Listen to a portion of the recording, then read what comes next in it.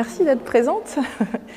Alors avant de me présenter et de lancer le workshop, qui va être très rapide, je vais vous poser une question, je vais faire un petit sondage. Notamment, vous demander si vous pensez que vous pouvez tous, si on peut tous être heureux au travail, dit autrement, avoir une carrière qui répond à vos rêves. Donc si on lève un peu les doigts, oui.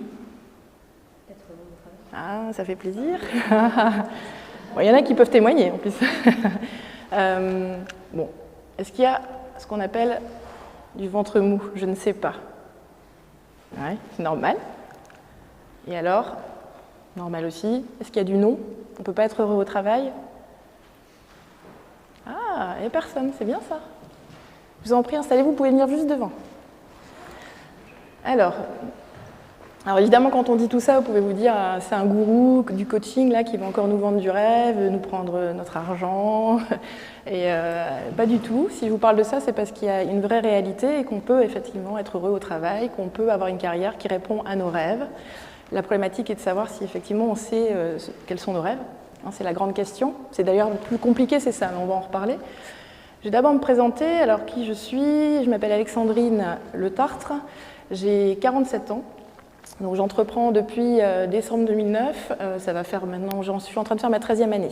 Donc, je peux témoigner en tout cas du fait qu'on peut se créer déjà et gagner sa vie grâce à ça. Si je dois me résumer, j'ai cherché toutes les possibilités, parce que dire qu'on est coach, c'est tellement galvaudé.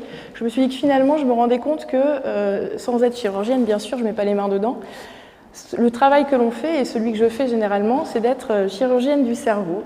Je pratique le modelage neuronal, si ça vous parle.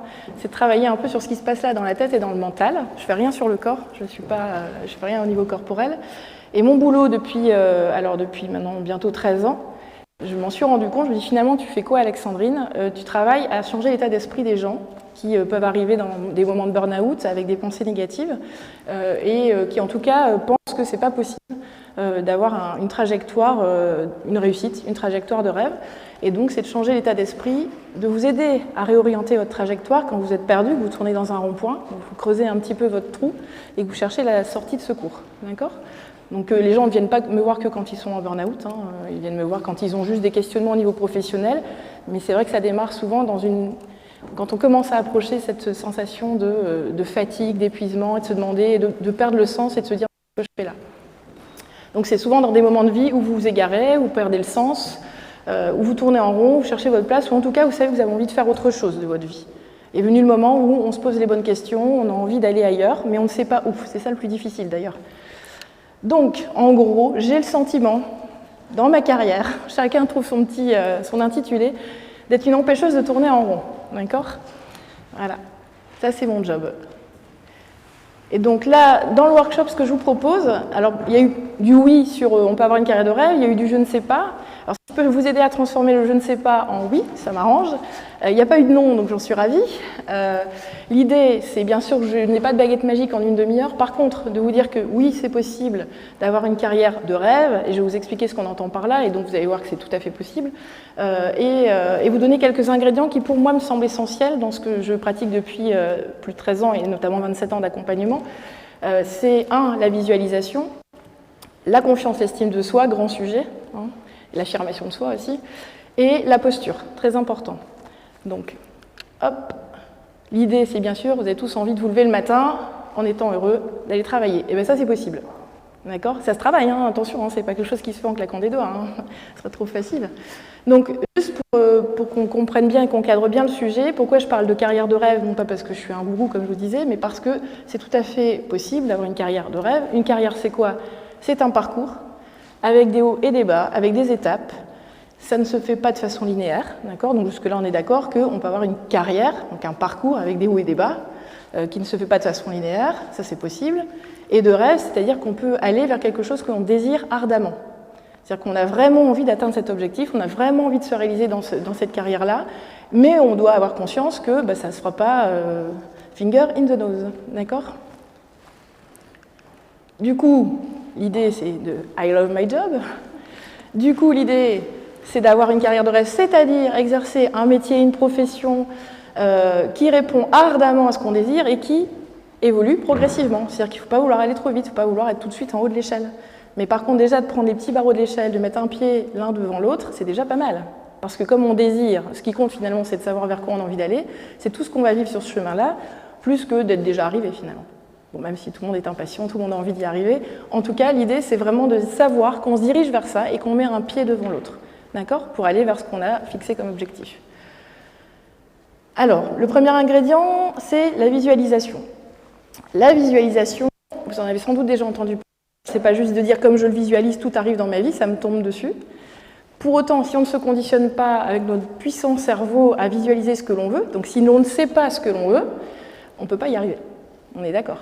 Vous êtes d'accord avec moi? Okay.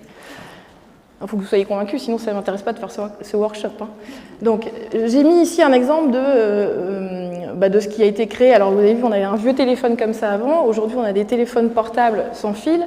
Est-ce qu'à l'époque, alors mon époque, parce que moi, il n'y en avait pas, les téléphones où on tournait comme ça les touches, est-ce qu'à ceux qui sont de ma génération, j'ai 47 ans, hein, souvenez-vous, est-ce que vous auriez imaginé un jour avoir un téléphone sans fil, d'accord, où on aurait pu communiquer comme ça de très loin sans avoir besoin d'être près d'une prise, assis, à devoir parler devant les parents quand on est jeune, alors qu'aujourd'hui on peut faire tout ce qu'on veut?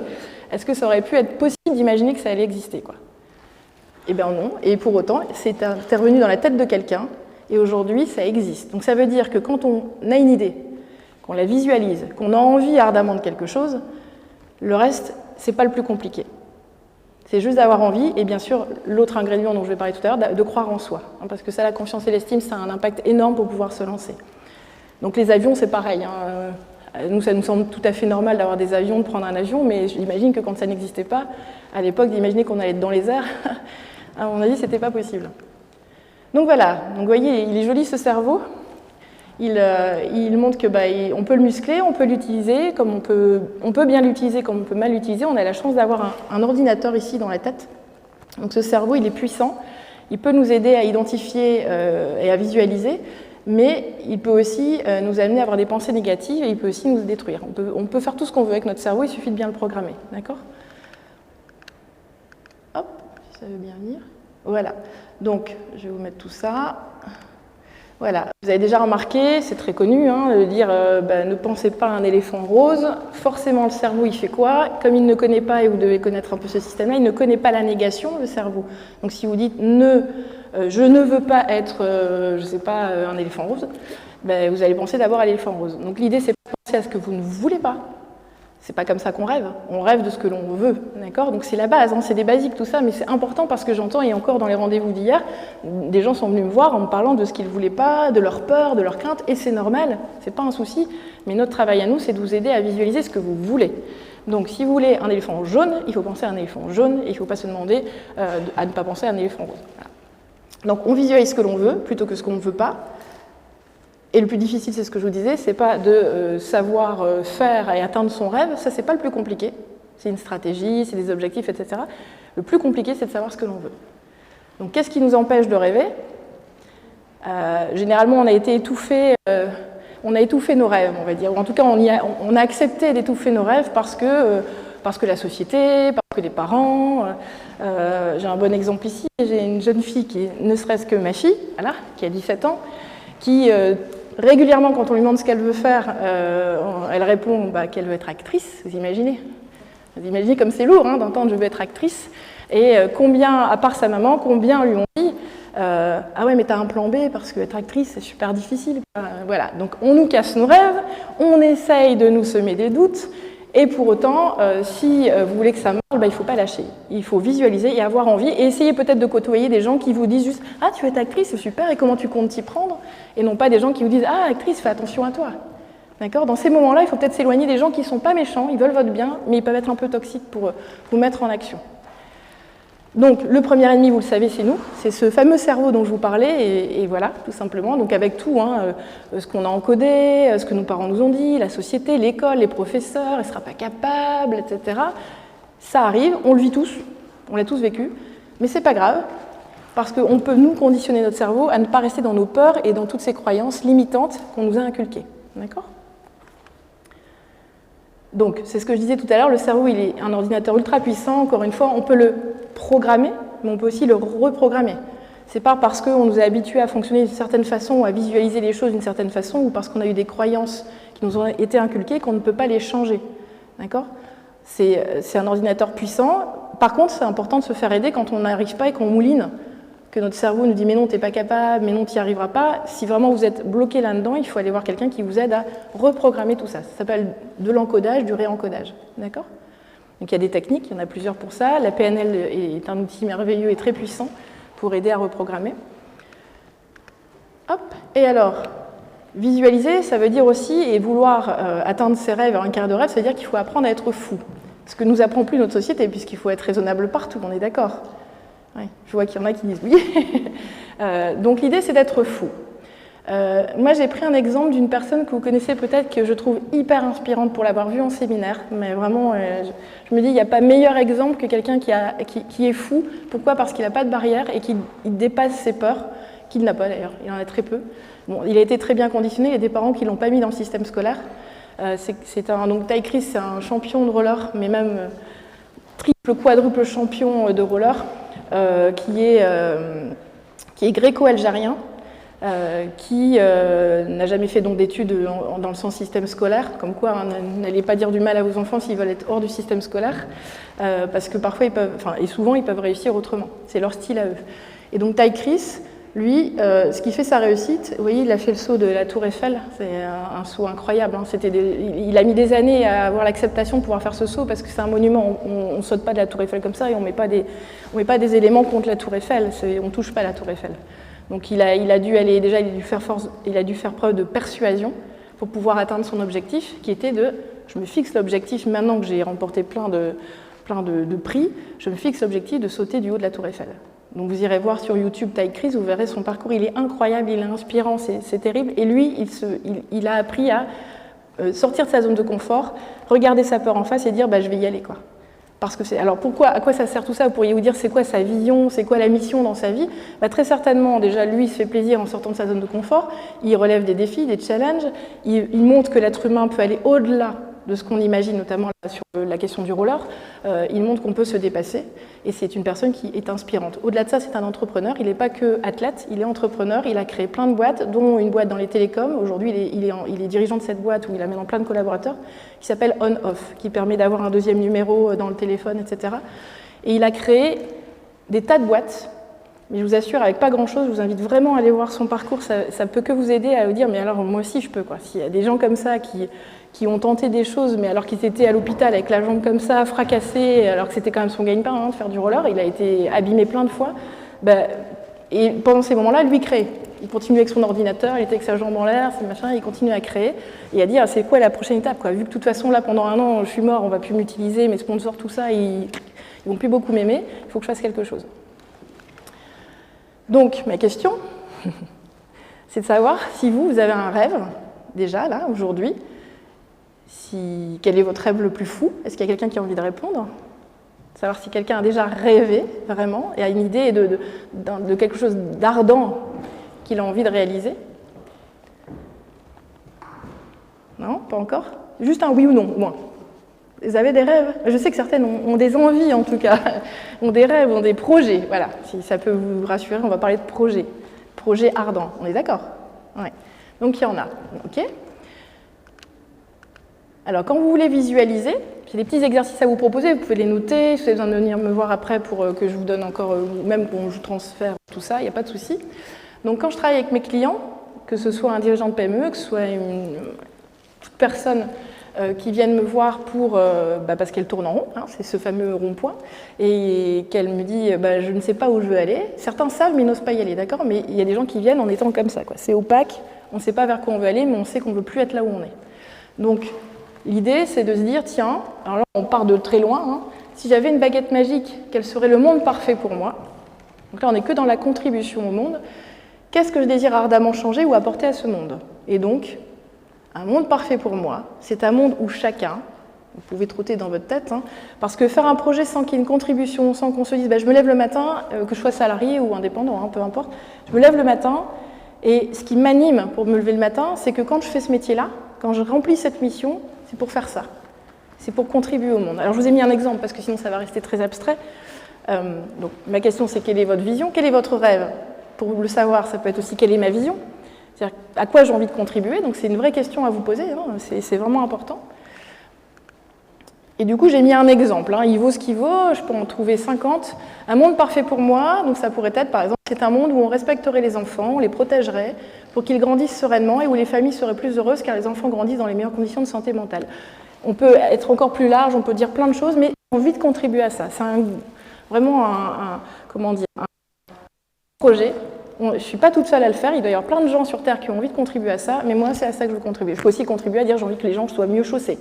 Parce que je trouve que c'est pas beau et j'ai une valeur esthétique, et puis ils ont mal aux pieds. Enfin, voilà. Donc vous voyez, la vision, elle est énorme, hein, elle appartient à chacun. Quelle est votre sensibilité? Quels sont vos coups de gueule? Qu'est-ce qui fait que vous êtes énervé de voir ça dans la société et qui va vous animer? D'accord?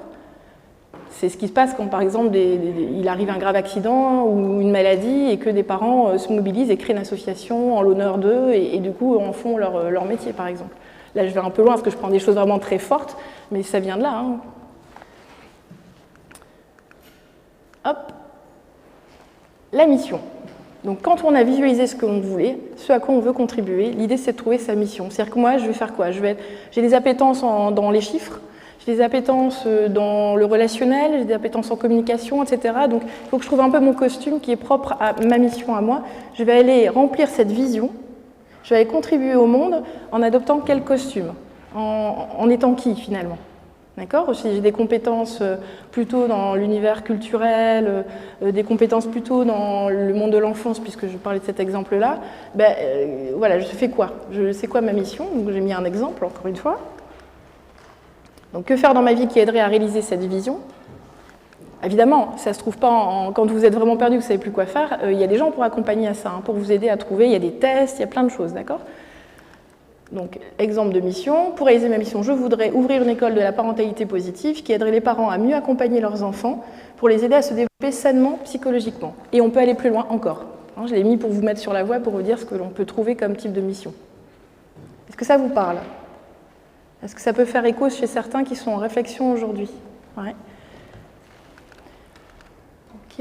Alors, troisième étape, vision, on voit loin, à quoi je veux contribuer, mission, qu'est-ce que je vais faire pour contribuer à cette vision, et maintenant on va être très concret, on va transformer ça en objectif, c'est-à-dire un objectif, donc vous le savez, qui doit être précis, réaliste, c'est-à-dire que si ce n'est pas précis, il va manquer des infos pour que vous puissiez y aller, vous allez bloquer en fait, réaliste, donc on va essayer de le rendre le moins fantasmagorique possible, on va le rendre réaliste dans votre monde actuellement et dans qui vous êtes et dans ce que vous faites et dans les contraintes que vous pourriez avoir, bien sûr.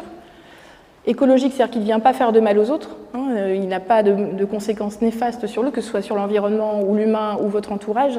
Si effectivement vous êtes en couple et que votre projet va faire que vous ne voyez plus votre mari qui doit tout gérer, ou je dis votre mari parce qu'il y a que des femmes ici, hein, et évidemment que ce n'est pas le but, ça ne veut pas dire que vous ne devez pas faire votre projet, mais il va falloir réfléchir de sorte qu'il soit écologique quand même. D'accord? Mesurable, oui, si on ne sait pas quelle est la deadline, combien de temps ça peut nous prendre, etc., c'est sûr qu'on va être dans l'abstrait. Donc un exemple, mon objectif serait de créer une école de la parentalité positive, donc on y revient, qui ressemblerait à, qui accueillerait X parents pendant autant de temps, etc., etc. Et là, on commence à être dans la précision. D'accord? Un objectif, il peut être aussi, du coup, décliné au niveau annuel, dire, voilà, moi, avant le 31 décembre 2022, pour aller vers ce projet qui me tient à cœur, que je désire ardemment réaliser, je dois avoir déjà réalisé quelle étape. Et du coup, là on est en avril, bientôt en mai, et du coup au mois de mai, au mois de juin, au mois de juillet, au mois d'août, au mois de septembre, au mois d'octobre, au mois de novembre, au mois de décembre, quels sont mes objectifs? Et chaque semaine, l'objectif du mois c'est ça, chaque semaine je fais quoi pour atteindre cet objectif? C'est un vrai boulot de fourmi, mais quand vous le faites, et quand vous réalisez, vous avez ce sentiment de satisfaction et d'avancée qui est incroyable et qui vous donne confiance en vous, qui a un vrai impact sur l'estime et la confiance. Alors, il y a quelque chose qui est très important, on en parlait hier dans un atelier qui était en lien avec l'échec et apprendre de ses erreurs et se dire que l'échec a une vertu.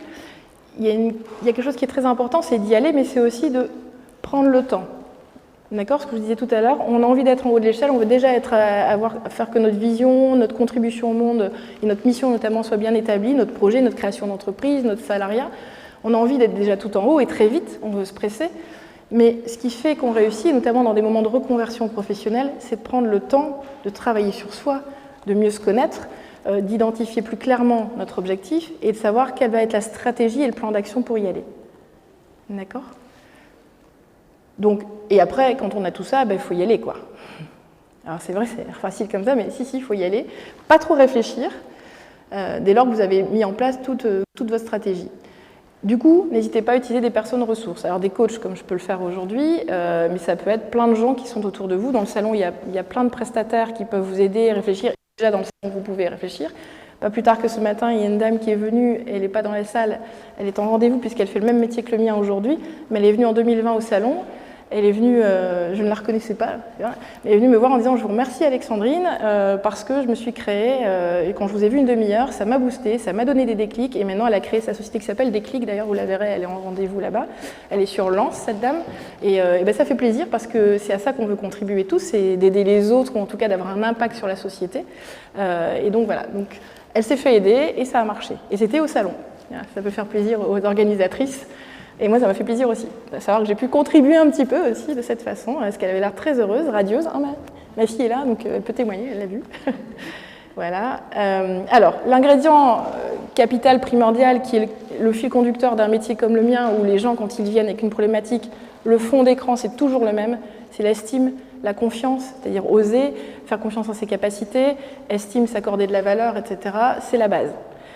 Je suis persuadée que le manque de confiance, bien sûr qu'on en a, on a des périodes où on manque de confiance, mais ça n'existe pas. Il n'y a pas des gens qui n'ont pas de confiance, vous savez, c'est comme si c'était une cuve, il n'y a pas des gens qui n'ont pas de confiance en eux pour la vie et des gens qui ont confiance en eux pour la vie et ils ont bien démarré et c'est parti, quoi. Pour moi, ça se travaille, tout ça, et surtout, ça s'apprend. C'est souvent un défaut d'apprentissage. On n'a pas appris à croire en soi, on ne sait pas comment il faut faire. D'accord ? C'est quelque chose qui s'apprend, tout s'apprend en fait. On apprend à créer une entreprise, c'est pas qu'on est nul et qu'on ne sait pas, on apprend à créer une entreprise, on se plante et on apprend encore. On apprend, quand on sort de l'école, on est ingénieur, ben on ne sait pas être ingénieur, c'est pas vrai, on a appris certaines choses. Quand on a le permis de conduire, on l'a, sauf si vous avez vraiment conduit très longtemps avec vos parents, en général on ne sait pas conduire, clairement, il faut conduire pour savoir conduire. Et c'est pareil pour tout, il faut coacher pour savoir coacher, voilà, d'accord ? Donc il faut se mettre en marche. Alors je rappelle juste que la confiance, c'est les capacités, on va schématiser, d'accord ? C'est tout ce qui est lié à mes qualités, mes talents, mes potentiels. Augmenter sa confiance, c'est identifier son potentiel, ses qualités, ses talents.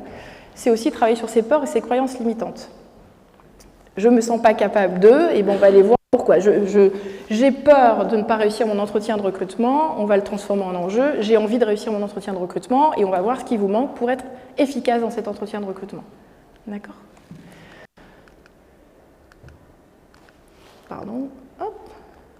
Alors, l'estime de soi, c'est pareil. Tout le monde peut avoir une bonne estime de soi. Tout le monde ne démarre pas de la même façon. Tout dépend de ce que vous avez eu comme injonction, tout ce que vous avez entendu quand vous étiez jeune. Mais ce n'est pas vrai que parce qu'on vient d'un milieu où on a été moins aimé, on a une plus basse estime de soi. Il y a des gens qui n'ont pas eu un parcours facile et pour autant, ils s'accordent de la valeur et ils avancent dans leur vie. Et puis d'autres qui ont été très aimés, très chouchoutés et qui finalement, en grandissant, dès qu'il se passe quelque chose, ils sont un peu perdus et ils chutent très vite en estime de soi. Donc il ne faut pas se dire « tel a plus de chance ». Déjà, il faut regarder que son périmètre à soi et s'occuper de soi et de se dire que c'est réversible. Quand elle est basse, parce qu'on a été abîmé dans le travail, on a vécu un burn-out, quelqu'un ne nous a pas traité comme il fallait, il faut apprendre à mettre ses limites aussi. Donc on a une part de responsabilité, sans se culpabiliser. Et donc, c'est réversible. C'est pas, ça y est, j'ai perdu toute estime, je suis foutue, ma vie est foutue, c'est pas vrai. L'estime de soi, donc le manque d'estime de soi, c'est soit un manque d'amour de soi. Donc l'idée, c'est de s'aimer. Hop. Et donc pour l'augmenter, c'est apprendre à s'aimer, c'est-à-dire valoriser sa parole. Comment je me parle à moi-même? C'est quoi mon discours intérieur? Est-ce que je me parle correctement? Est-ce que je suis bienveillante avec moi? C'est m'accorder de la valeur. C'est-à-dire que m'accorder de la valeur, c'est faire des choses, me mettre en situation de réussite, y aller, parce que si vous attendez, que vous cogitez, que vous restez dans votre rond-point, vous allez finir par diminuer votre estime de vous. Vous allez vous en vouloir parce que vous procrastinez. Donc le retour que vous avez sur vous, il est négatif. D'accord? D'où l'action. Quitte à se planter, il faut y aller. Reconnecter avec son enfant intérieur. Là, c'est un sujet très particulier. Moi, je l'ai vécu en tout cas. C'est d'aller faire des ateliers qui vous reconnectent avec une forme d'hypnose qui vient travailler sur votre inconscient, de vous reconnecter à la petite fille que vous étiez pour lui réaccorder de l'amour, etc. Moi, je l'ai vécu personnellement, ça a transformé ma vie. Je ne le fais pas, mais il y a des gens qui font ça très bien. Si vous avez besoin, j'ai les coordonnées. En tout cas, c'est quelque chose d'assez fort. Tout le monde n'est pas prêt à faire ça. Hein. Donc, il faut vraiment être dans une période de vie où on sent que c'est le bon moment. On ne sait pas pourquoi. Je ne peux pas vous dire à quel moment on le sent. Hop. Donc ça, j'avais fait un workshop. C'était en 2019 ou 2020. Donc, je vais vous en reparler, mais qui permettait de mettre en avant, voilà, que travailler sur l'estime de soi, la confiance, oser y aller, c'est d'affronter ses peurs. Donc, c'est de les regarder en face et de se dire ce que je vous ai dit tout à l'heure, j'ai peur de réussir, de rater mon entretien, je veux réussir mon entretien. On transforme en enjeu. Ça, c'était l'objet de mon workshop quelques années avant Covid. Donc n'hésitez pas, je pense que ça doit être quelque part sur les réseaux YouTube. En tout cas, l'idée, c'est que, vous voyez, vous pouvez aller tuer vos peurs au fur et à mesure pour monter tout là-haut. C'est possible. Et puis elles font partie de vous, les peurs, donc c'est vos amis en fait. Alors, et une troisième chose, donc ça va très vite, je n'ai pas la chance d'avoir une interaction avec vous parce que ce n'est pas un atelier. La troisième chose que je trouve essentielle, je vais vous donner une petite anecdote. J'étais en séance de coaching avec un client que m'avait envoyé son épouse, donc c'était un monsieur. Et il avait fait un bilan de compétences, donc, qui s'était très bien passé, il a vu les résultats qui lui parlaient vraiment, par contre il n'osait pas y aller, il n'arrivait pas à se mettre en action. Il est venu faire un coaching et il était parti sur l'idée que lui il adorait écrire. Donc je lui ai dit, bon, c'est-à-dire, il m'a dit, j'écris depuis tout petit, parce que moi aussi j'aime bien écrire, vous aimez bien écrire, on a tous parfois envie d'écrire un bouquin, de dire ce que l'on a vécu. Mais là vraiment, il me sort qu'il écrit, qu'il a fait des concours, voilà, je dis, ah oui quand même, c'est sérieux quoi, il y a peut-être un truc à faire. Et je lui dis, mais vous rêvez de quoi? Donc il avait un rêve, vous voyez, ça c'est génial, parce qu'il en avait un. Et il me dit, moi je rêverais d'écrire pour être chanté. Donc il avait deux rêves, écrire pour être chanté, et écrire dans des revues que j'aime, plutôt liées à la culture, etc., où je vais être lue avec des beaux articles, comme j'aime, etc. Donc je vous passe les détails, je ne vais pas dans le... Et donc je lui dis, pour moi, vu d'extérieur, je lui dis, je vois pas ce qui est impossible, jusque-là. Sauf que lui, dans sa tête, c'était je suis un imposteur, je ne suis pas écrivain, j'ai jamais fait d'études là-dedans, ce qui arrive tout le temps. Quand on veut être artiste, c'est pareil. Et je me souviens, en passant des étapes, donc il a écrit, il a été même repéré sur Paris, il est resté une journée au lieu de faire un entretien d'1 heure avec un compositeur, pour vous dire que quand on a du talent, et quand on ose y aller et se confronter et montrer ses textes, ça marche. Et en fait, ce monsieur, je me souviens qu'il y a une phrase qui l'a marqué, elle m'est sortie très naturellement, je ne sais pas pourquoi j'ai sorti ça, mais en tout cas, je l'ai gardée, je vais vous le dire, je l'ai mis dans mon workshop la dernière fois, je l'ai remis. C'est que, c'est basique, mais il me dit, je ne peux pas mettre sur LinkedIn, je ne vais pas faire mon coming out, dire que je suis auteur, ça ne se fait pas, et je lui avais dit, allez voir ce que font les auteurs s'ils ont fait des grandes études pour être auteur. Donc il est revenu en me disant, non, c'est vrai, il n'y a pas d'études particulières manifestement. Et donc du coup, je lui dis, vous savez, si Maya l'abeille frappe à ma porte et qu'elle me dit qu'elle est Spider-Man, je suis morte de rire. Par contre, si Maya l'abeille se déguise en Spider-Man juste avant de frapper à ma porte, qu'elle endosse le costume et qu'elle me dit je suis Spider-Man, moi je la crois. Je n'aurais pas de raison de la remettre en question. Elle est assurée, elle a l'intention, elle me dit je suis Spider-Man, je la crois. Donc, un autre exemple, je suis coach depuis, je crois que ça va faire 12 ans maintenant, on ne m'a jamais demandé mon diplôme.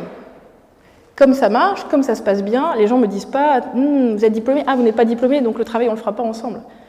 Ça se passe bien, il y a du bouche-oreille, et voilà. Donc demain, vous pouvez être artiste sans avoir fait les beaux-arts quand vous avez 40 ans. Et je l'ai vécu avec des clientes et plein d'autres choses. On peut se lancer, quoi qu'il advienne, sans avoir eu le diplôme. D'accord ? Donc on peut adopter, je vais vous mettre quand même la photo. Donc l'idée c'est de se dire, comme si égale c'est. Je fais comme si j'étais heureuse et je suis heureuse. Je fais comme si j'avais mangé à ma faim et j'ai mangé à ma faim. Bon là je vais peut-être un peu loin, mais je fais comme si j'étais Spider-Man et je suis Spider-Man. Donc dans l'attitude et la posture, je fais comme si j'étais déjà responsable d'une structure ou autre, ou que mon projet était abouti, et ça marche. Le diplôme, c'est pas toujours une fin en soi. Donc voilà, ça c'est mes acolytes. Oser mettre le costume. Moi je me souviens que mon école de coaching nous avait dit, on est coach, on devient coach en étant coach. Je m'étais dit, c'est pas bête ce truc. Et donc, on a commencé à coacher, on est devenu coach. Voilà. D'accord ? Donc, l'idée, au-delà de se retrouver sur le stand, l'idée, c'est de vous dire qu'une carrière de rêve, vous voyez, maintenant, on a un peu nettoyé de carrière de rêve, etc. C'est juste de dire, d'avoir un parcours avec des étapes qui ne sera pas forcément simple, c'est pas le monde des bisounours, mais vaut mieux en chier pour quelque chose qui me tient à cœur, d'accord ? plutôt que, alors je n'ai rien contre les employeurs parce que je suis au contraire, mais plutôt que pour une structure qui ne vous convient plus en tout cas. Et ce n'est pas toujours la faute d'un tel ou d'un tel, soyons responsables, mais en tout cas de se donner les moyens de réussir déjà, d'investir en soi, dans des formations ou juste dans le fait de se donner du temps pour travailler son projet et y aller, quoi. Arrêter de se trouver des excuses. La vie, elle défile. Hein. Il y a un coach qui nous a fait faire un exercice avec un maître, vous savez, et qui disait, regardez, on imagine que vous vivez jusqu'à 80 ans. Bon, normalement, c'est plus maintenant pour les femmes. On va dire 80. Ah, j'ai 47. Hein. Donc il a dit, on diminue, on enlève les 47, on va regarder ce qui nous reste. Ça fait peur. Bon, il y avait les plus jeunes qui avaient un truc comme ça, donc on était un peu jaloux. Mais donc voilà, il ne reste plus que ça, donc allez-y, quoi, traînez pas. D'accord ? Donc, carrière de rêve, oui ou non ? Oui. C'est possible ? Oui, j'ai des grands oui, hein ? Ah, quand même. Il y a encore du ventre mou ? On n'ose pas le dire. Si vous avez encore des doutes, vous pouvez venir me voir. On peut en discuter. Hein. Oui, on est sur le salon déjà. Ok. Je vous remercie. Je vous dis bon parcours. Sortez de votre burn-out si vous êtes dedans aujourd'hui en allant vous donner les moyens d'aller rêver déjà. Et puis à votre dispo si vous avez besoin. Je suis au stand besoin d'un coach. Vous voyez, c'est très pragmatique chez moi. Besoin d'un coach. J'ai jamais changé mon nom, mais je suis contente. Je l'ai trouvé en étant à la plage un jour et en voyant des gens qui traînaient leurs chiens. Et j'avais vu une carte, c'était au Touquet pour tout vous dire, l'Office du tourisme, où il y avait une petite carte, j'attendais en fait, là, et puis il y avait une dame qui avait en photo un chien comme ça, il était écrit « Besoin de nounou pour chien ». Et j'ai fait besoin d'un coach. J'ai dit « Bon, c'est pas bête ». Après tout, c'est un besoin, donc voilà. Je vous remercie beaucoup, bonne journée, bon salon, profitez-en bien parce qu'il y a plein d'interlocuteurs et il faut y aller, il faut poser des questions, il ne faut pas avoir peur. Voilà, et merci.